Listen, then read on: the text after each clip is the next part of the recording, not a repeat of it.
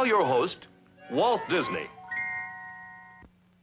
On this program, we bring you the story of Ida, the offbeat eagle. All of us know that the eagle is a national bird of the United States.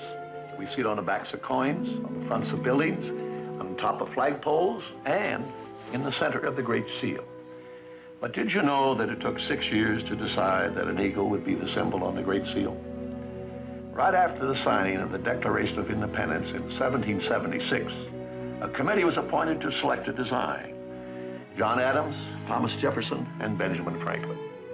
But you see, committees then were about like committees now, and the distinguished members couldn't reach an agreement. Benjamin Franklin, for instance, wanted the seal to feature a wild turkey. He said it was a respectable bird and a true native of America. Well, 6 years and several committees later, in 1782, the eagle design was finally selected. Of course, Ben Franklin was still talking turkey, but the committee in effect told Ben to go fly his kite. Anyway, the eagle on the Great Seal became the national bird. And strangely enough, while the image is everywhere, the bird is seldom seen and rarely recognized even then. Now, actually, there are two American eagles, the bald eagle and the golden eagle, which happens to be the subject of our story. Now, the eagle is master of the sky. Its spectacular flight is unmatched by anything in the world of man or nature.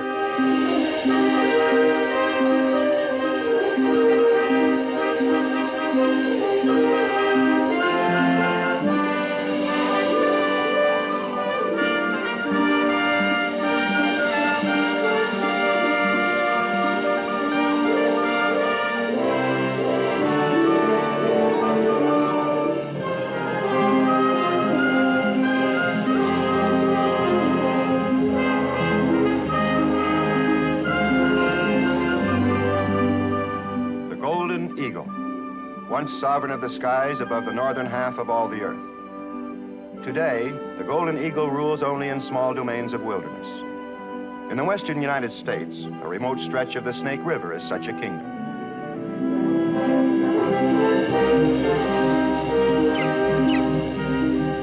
On this day, it was the queen bird that proclaimed again her royal right to take a tribute of food from the earth below. Her 7-foot wingspan carried her high above the rocky cliffs. Yet her incredible eyes easily found the ground squirrels below. In her hunting dive, she would exceed 120 miles an hour.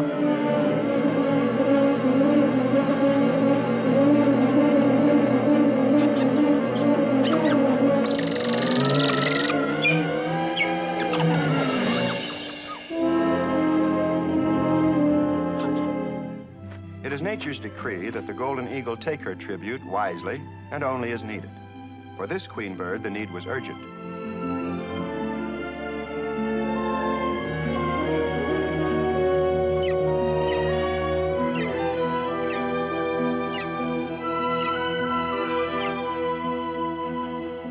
These canyon walls still wear the nests of countless vanished eagles, but now only one was occupied. The nest is called an eyrie, and in this castle in the crags lived one tiny princess with an enormous appetite.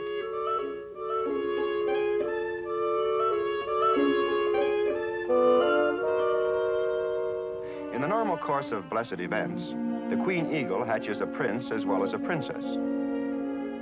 However, this lone eaglet was a little offbeat right from the beginning. She was the first hatched, and what with all the excitement, the second egg was crowded out of the nest.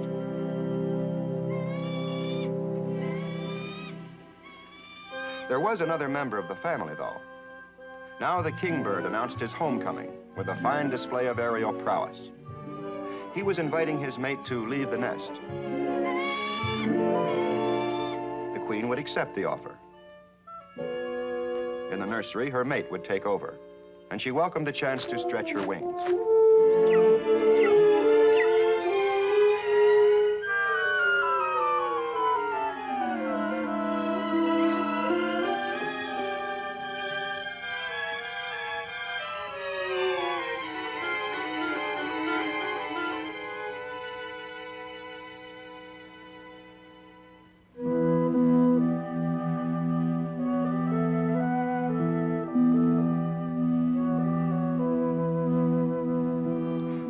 nestling now, each passing day meant another change as she made the transition from fuzz to feathers.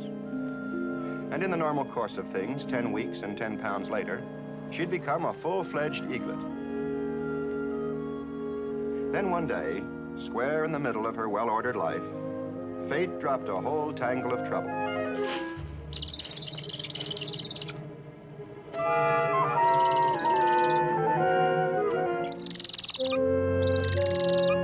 At this hour, the adult eagles were always away on the morning hunt, and the man was taking advantage of his opportunity. This was no place to contend with a pair of irate parents. The eaglet had never seen a human before, but she knew this wasn't her kind of folks. Say, you're a big one. Take it easy. I'm not gonna hurt you. That's it. Cut it out. Actually, the invader was a naturalist, government employed, and banding birds was just one of his many jobs. There. Ouch! Relax. From these soft metal clips, man learns the migrating habits and lifespan of the eagles. Take it easy. We're finished. Her bird tag had a serial number and the letters IDA for the state of Idaho. There you are. That's the latest style.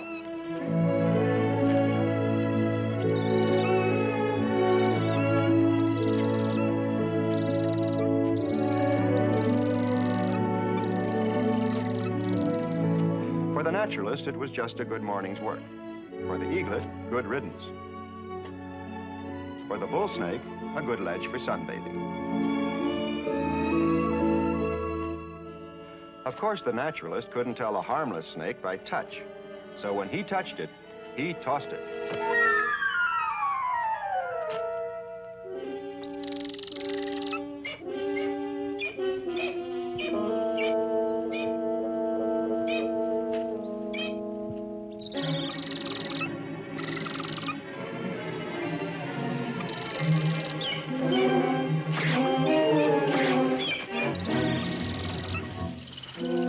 It really wasn't much of a battle. The eaglet was better armed and held the balance of power until she lost it.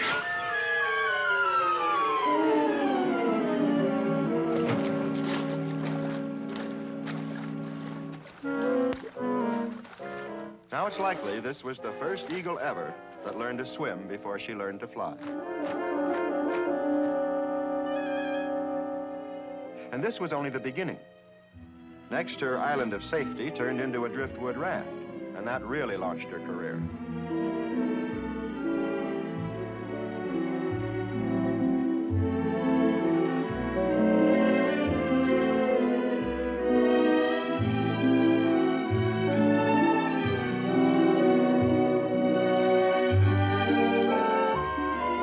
The Eagle's maiden voyage spanned time and distance. The character of the land began to change.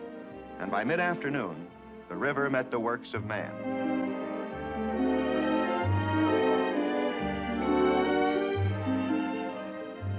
The Eagle faced a problem. She was rapidly running out of raft. And it looked like her journey would end on the brink of disaster.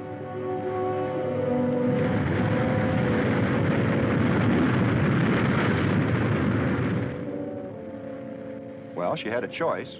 She could go down with the raft or up on her own.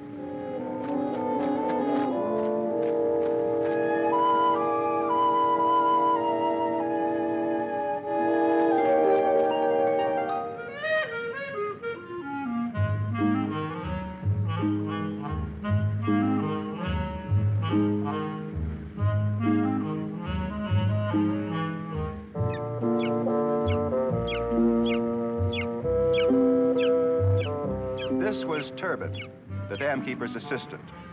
Nature had given him one brown eye and one blue, but neither had ever seen anything like this before.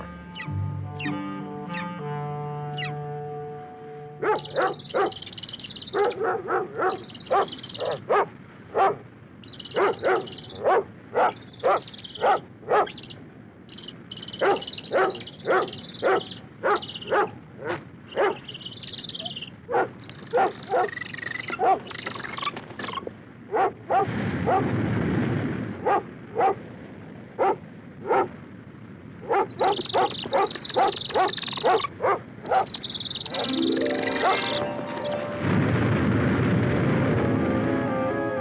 white water would have destroyed her, but the turbulent air above it swept under her wings and lifted her into flight.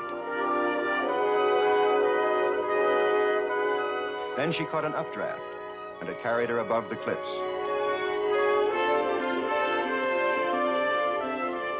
She experimented, unsteadily at first, but gaining balance and confidence until at last she knew the wonder of her wings.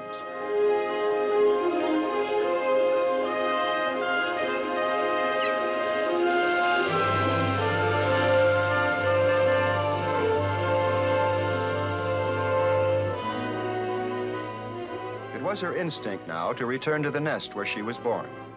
But in this unfamiliar terrain, there was nothing to guide her.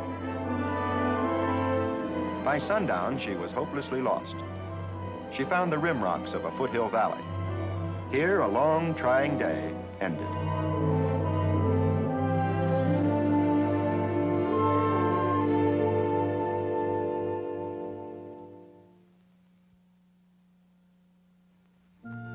Next morning, the eagle was full of ambition, but nothing else. She faced the immediate problem of finding breakfast.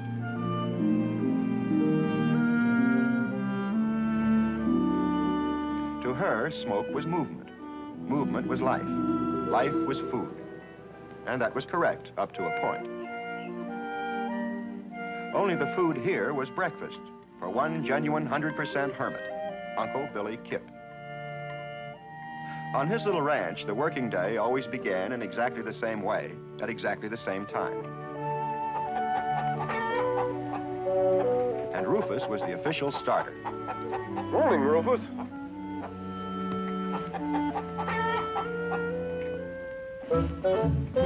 He never varied the ceremonial line of march that led to the high point of the day, a punctual, stirring rendition of the morning crow.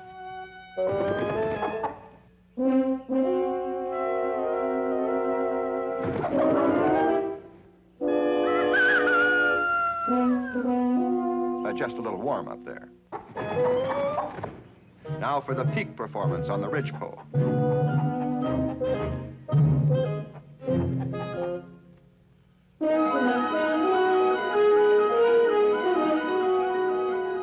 By now, the eagle was just plain fed up with being hungry.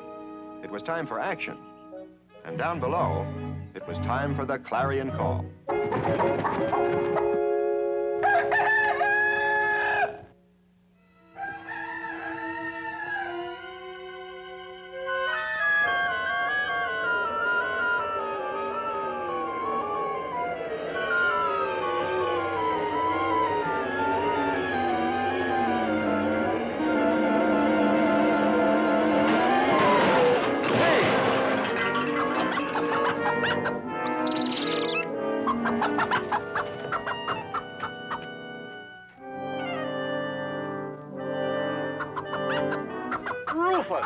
Rufus, what's wrong with you?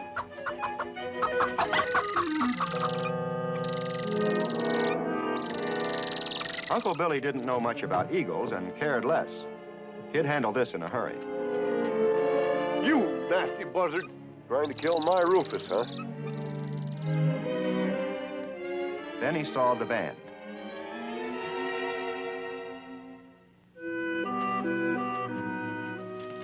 Now, if he recollected rightly, a bird wearing one of those gadgets was protected by the United States government. You government property bird. Well, law says you don't go around destroying government property. Guess I gotta do my American duty.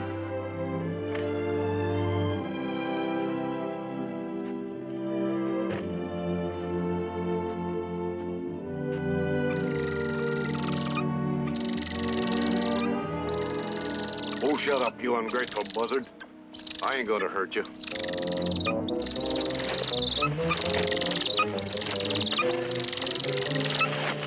Get your hooks out of me!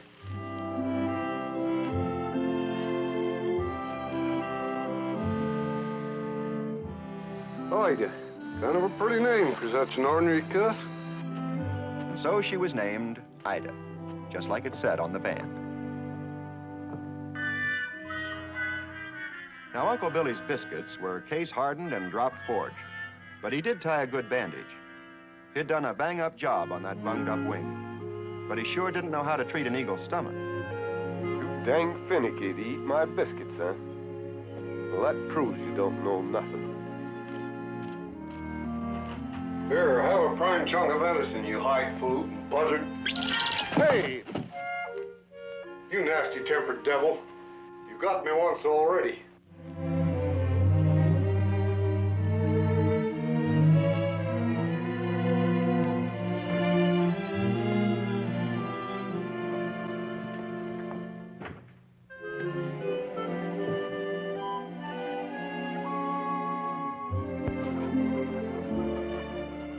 Uncle Billy led a quiet, well-ordered life, and he wasn't about to let any gold-plated government buzzard disturb the peace around here. In his simple terms, there were only two kinds of living things. The critters, like his chickens, for instance, or the goats. And of course, the critters had to be protected from the varmints, the killers, like that Ida bird down there in the cabin.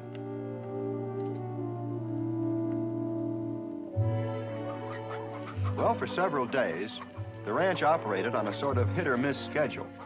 Seems the time clock had a severe case of insecurity.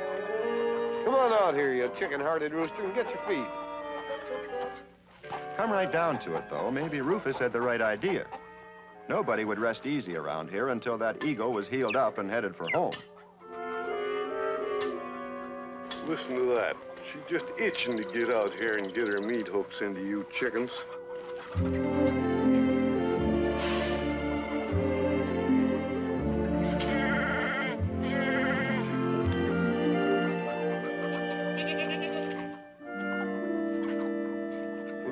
Too safe either, Beulah.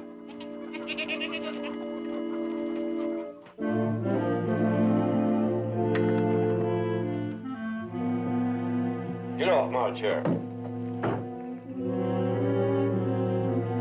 Come on, get.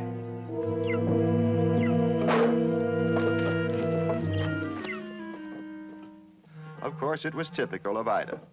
Even when she flew the coop, she walked.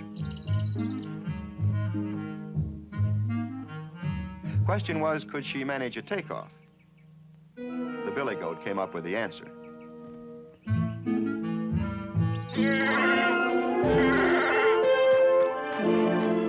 Well, her wing was working all right, but that test flight sure created a sensation in the barnyard.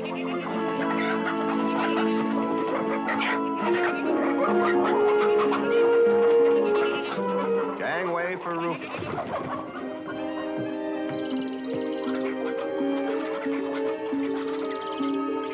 Sneaking devil, after my chickens, how you go play the government buzzard? You know, gut varmint, you! Get out of here! Come on!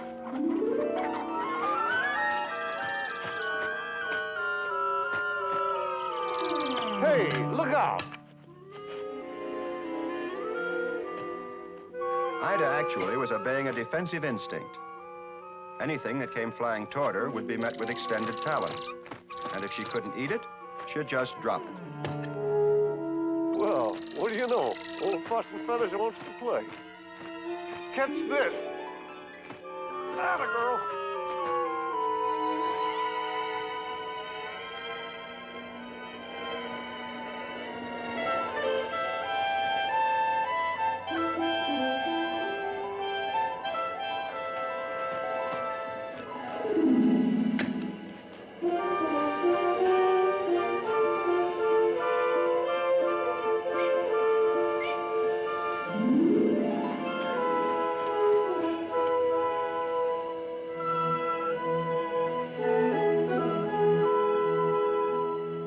Uncle Billy figured maybe he'd passed judgment too soon.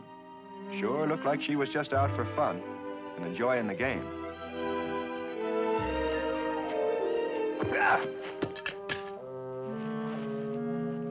In spite of being a little sore-headed, Uncle Billy did feel reassured about Ida. There she was, free to go, but choosing to stay.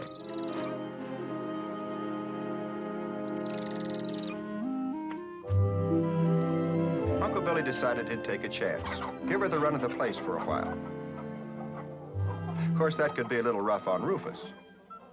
So he'd make sure she never got wanting for victuals. As time rolled by, Ida continued to become less of a problem and more of a pet. One game led to another.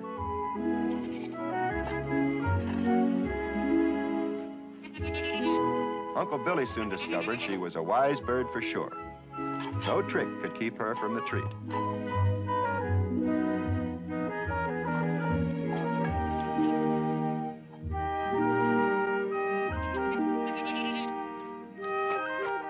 Well, just flipping a lid wasn't any challenge at all. So they moved on to more intellectual pursuits.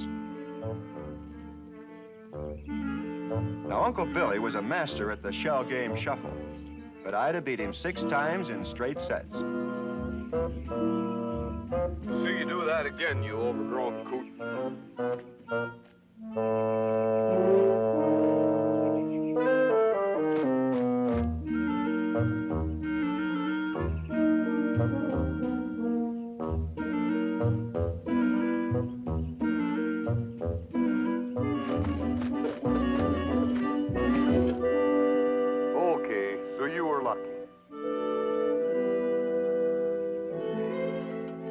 Uncle Billy was down to his last stake.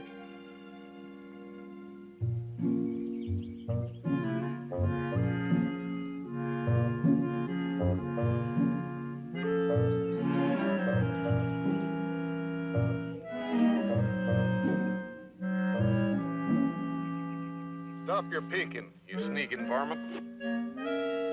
So far, he'd played it straight, but this was no time to be honest. He'd just bend the rules a little. Okay, this time I got you.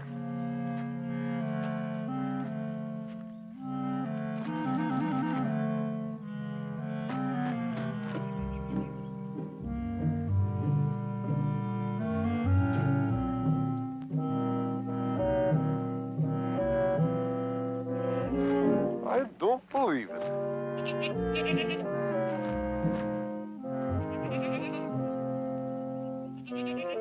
Stop mangling my hat.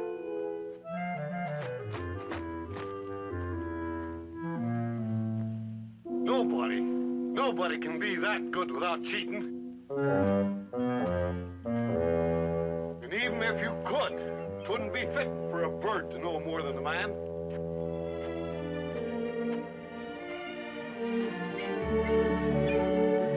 Only a rest cure would heal Uncle Billy's fractured temper.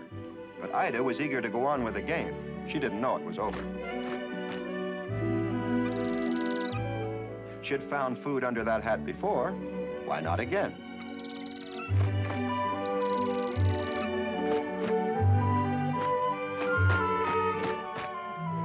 Go! Come back here! Come back here with my hat, you thieving scoundrel!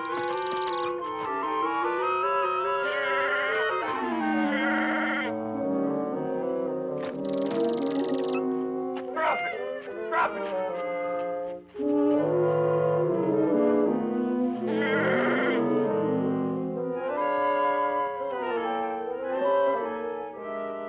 My best hat.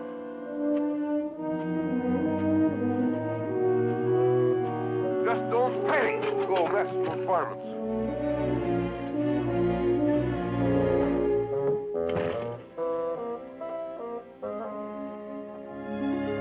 Over at the hen house these days, Rufus had developed a bad case of coopophobia. Still, he never missed a morning crawl. But living under a handicap like he was, he tried to sneak it in before anybody was up.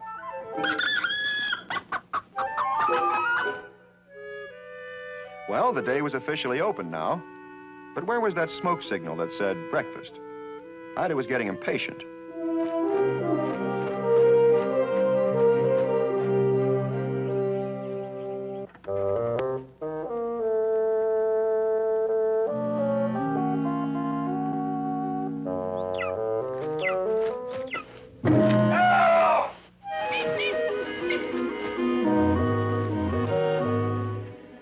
Why, you ungrateful, sleep-wrecking hammerhead! I'll fix you.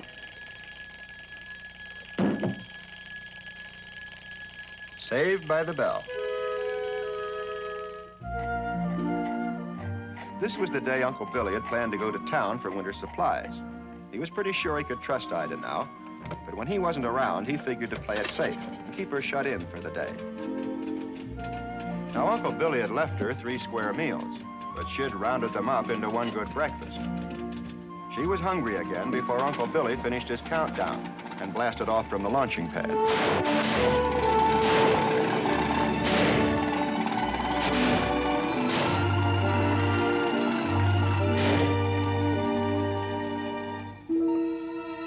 Now, it so happened that high up in the rim rocks, an old Tom Cougar had been mighty interested in Uncle Billy's departure. This wasn't the first time he'd considered a raid on those goats down there, but the man's presence had always held him off. Now he sensed it was safe to move in.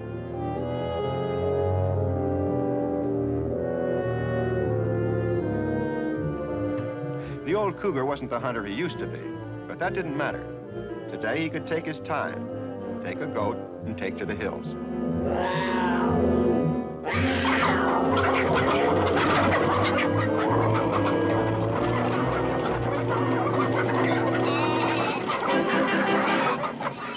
Ida heard the commotion in the corral, but it held no meaning for her. What she wanted was to get out and do some hunting.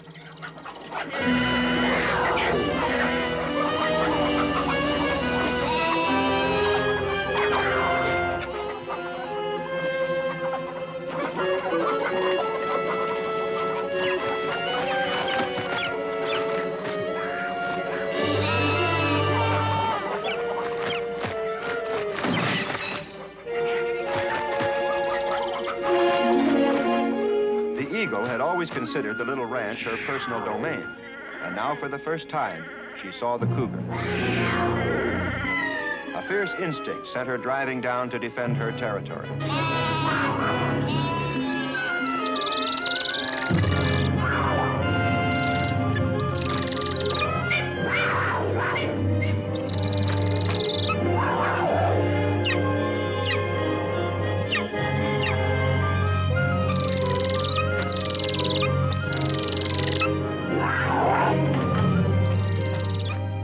One old cougar had had his fill of one golden eagle, but he didn't get one smidgen of goat.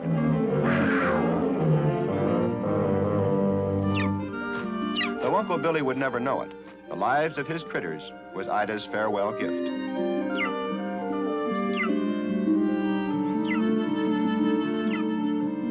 Having disposed of the cougar, Ida began her search for food, and it carried her far from the ranch.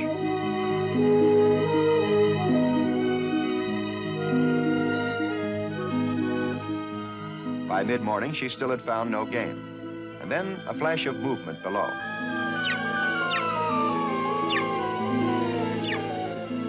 She'd conquered a cougar. Nabbing a rabbit ought to be easy.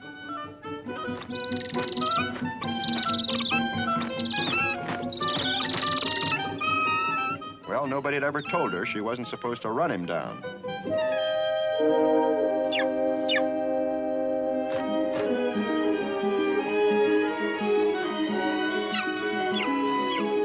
Half a mile of hedge hopping brought results. She spotted something she knew she could handle.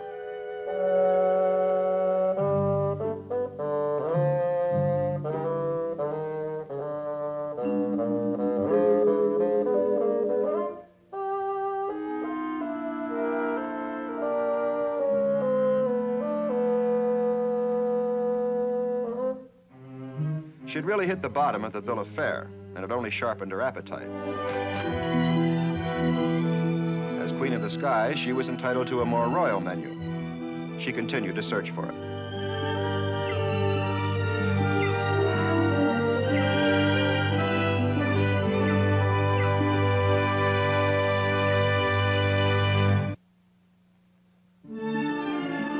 Up till now, Ida might still have gone back to the ranch.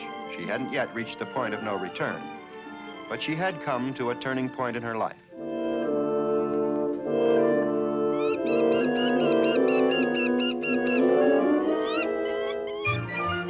This young show-off was the golden boy of the wide blue sky. He figured he was the big flap up here, and a wing dinger. And he wanted her to know it.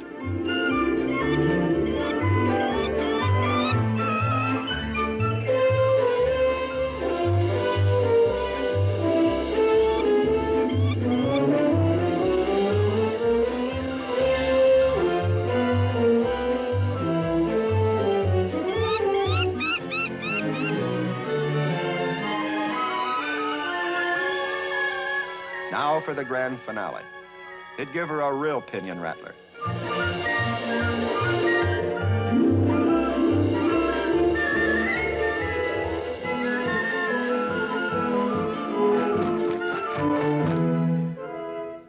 Ida was bewitched, bedazzled, and betrothed, all in a moment. Later on, they would mate. But first, in the manner of golden eagles, they would share a long engagement.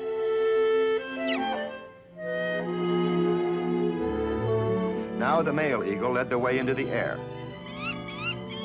and called for his mate to follow.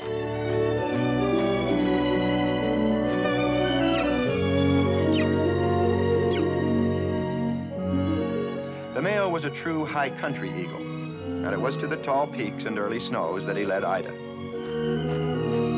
For Ida, it was a long trip on an empty stomach, but her mate shook off her suggestion that they stop somewhere for lunch.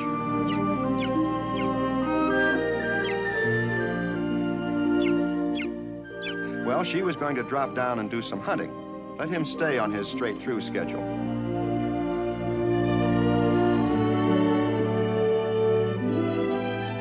Ida was good at finding game and going after it, but not much on getting it.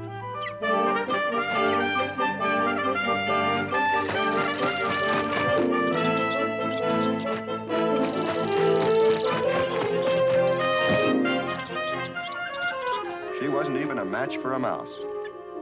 She hoped her blunder hadn't been noticed up there. But her mate had his own problem, a peregrine falcon. Half the eagle's size, but all fight and fury. And this was his private sky.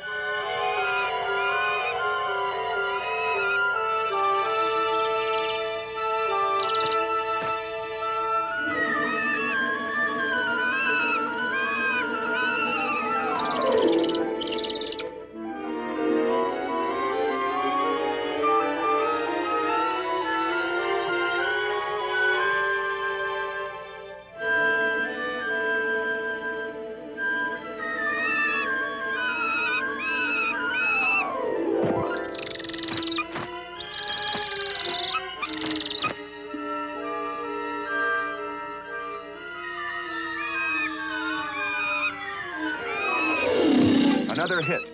The eagle was battered and dazed now. The falcon swept in for the final strike.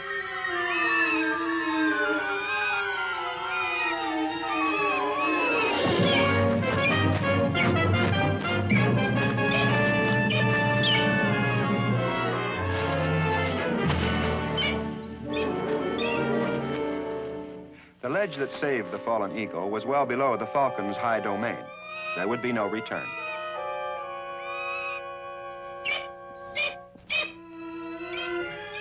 Not far away, Ida was flying to rejoin her mate. The cry led her to the ledge.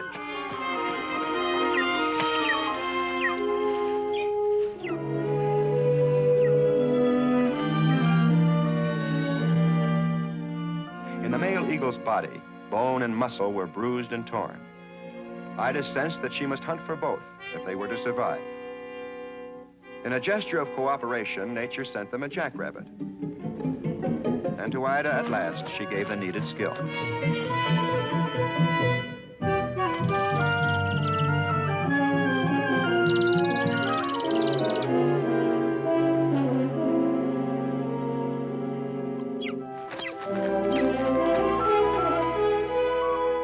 So it was that Ida's first kill meant life for her mate, and she would continue to provide throughout the long period of healing.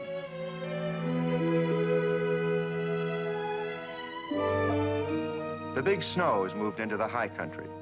Behind winter's curtain, Ida's mate would heal and grow strong again. It was on a day in spring that a new awareness stirred within the eagles. The time had come to find a nesting place.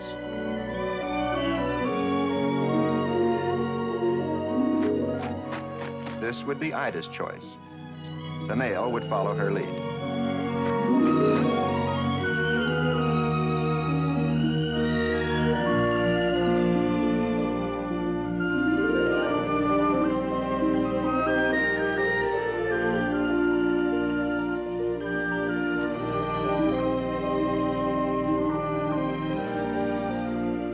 Journey's end. Ida had found the familiar cliffs above Uncle Billy's valley.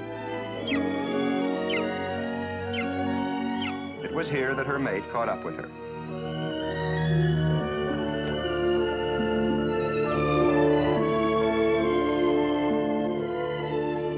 Somewhere among these rim rocks, they would settle down to housekeeping.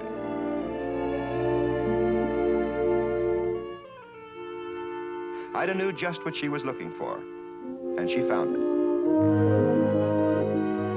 Long before Uncle Billy's time, the golden eagles had vanished from these cliffs, but their eyrie nests remained. A little remodeling, and one of these would do. Her mate got the idea right away.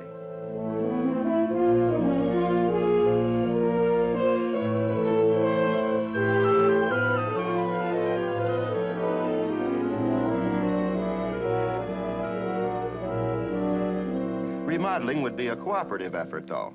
The male would supply the raw material. She would arrange the decor.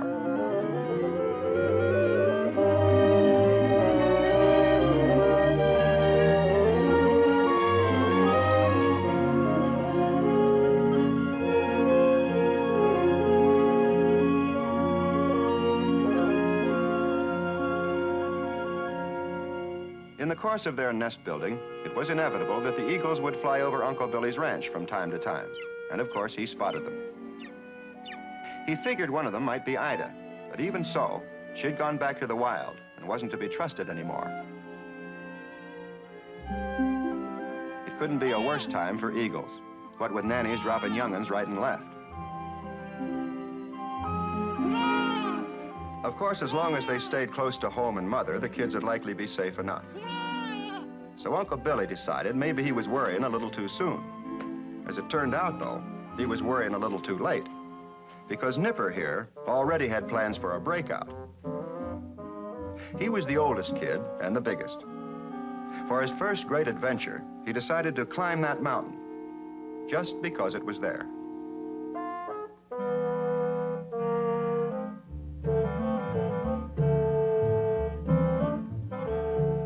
But a lot of kids don't know that a mountain can be a big heap of trouble, and Nipper was one of them.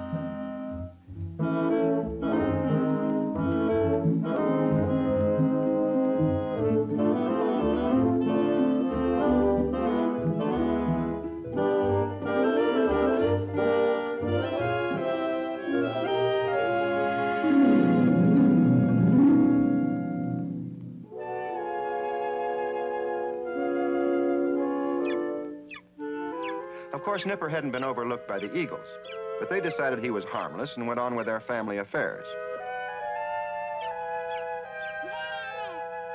Nipper was only making conversation, but that's not the way Uncle Billy heard it.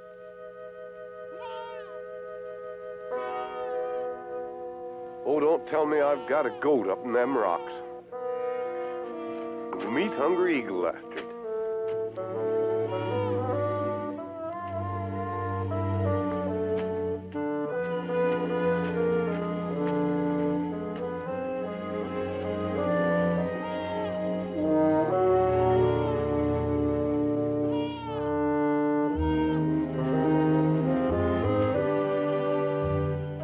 Nipper saw it, Uncle Billy was just an old spoil sport. After all, he'd only reached the first plateau. His heart was set on the summit. It was right about now that Nipper's high road to adventure turned into a dead-end trail to trouble.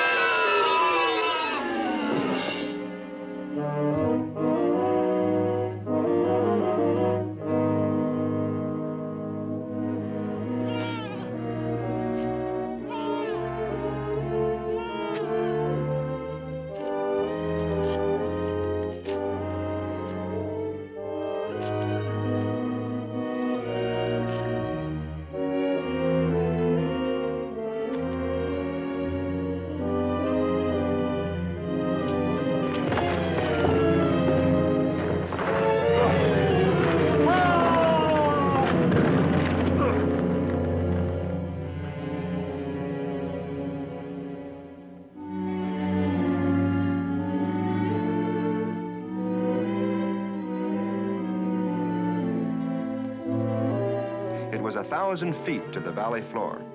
Uncle Billy was hanging on the thin edge of eternity. Nipper's problem would have to wait now, and it might wait a long time. Up, down, or sideways, there just wasn't any way off this ledge.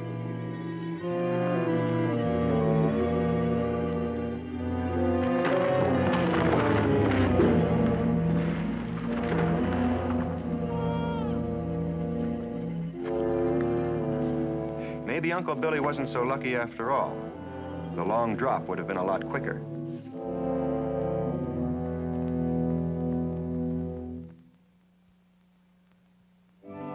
Late that afternoon, Ida took a break from her labors. Now she spotted something vaguely familiar down along the cliffs. She moved in for a closer look.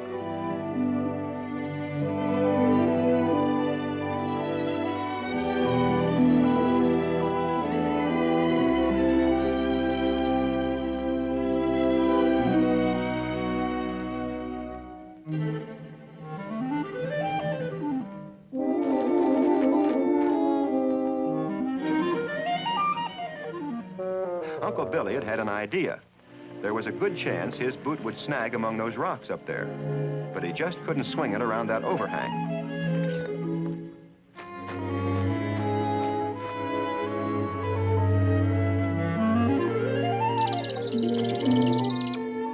Uncle Billy knew that had to be Ida, and she still remembered the old game. That gave Uncle Billy another idea.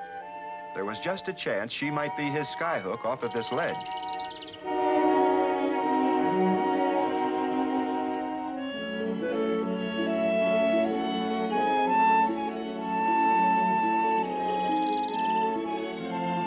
Ida!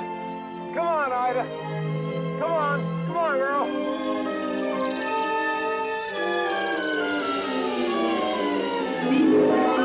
Ida! Come on, Ida! Get that boot!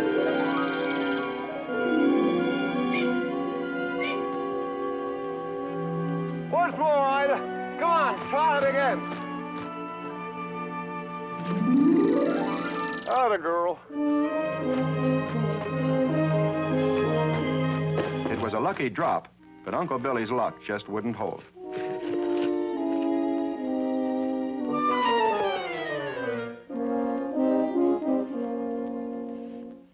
One good thing, though, Ida was still enjoying the game.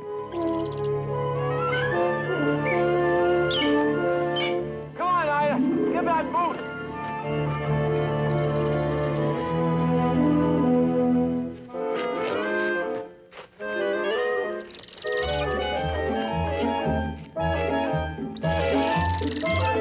Ida, let it go!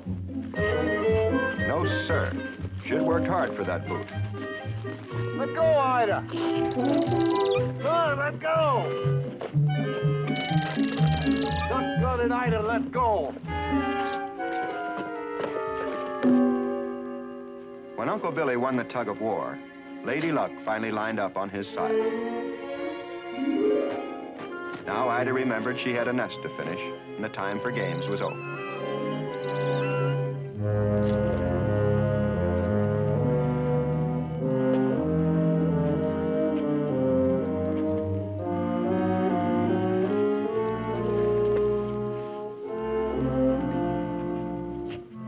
In the course of that afternoon, Uncle Billy did a lot of thinking about varmints, at least the eagle kind. He owed his life to Ida, and he wouldn't forget it.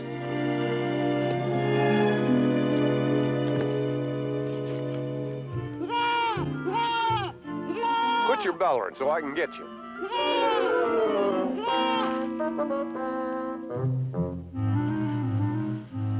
Come on up, you troublemaker. You're more trouble than you're worth.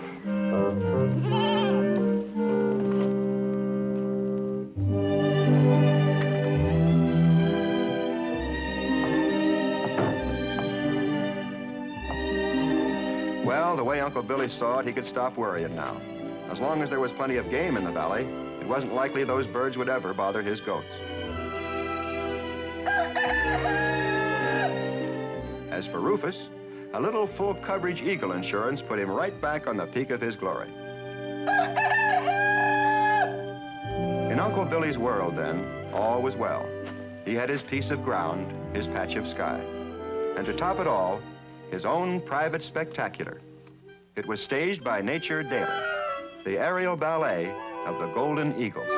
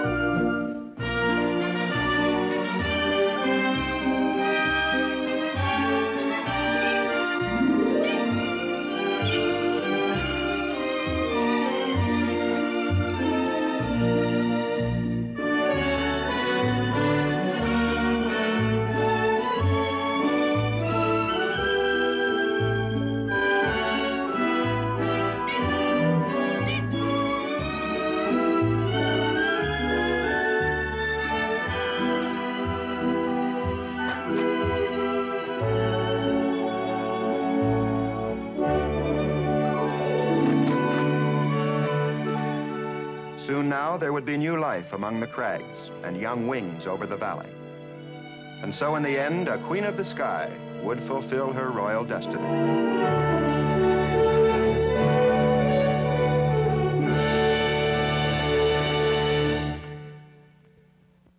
Well, that's the story, just the way Uncle Billy told it. Maybe it was a little offbeat, but if you've got any complaints, don't write us.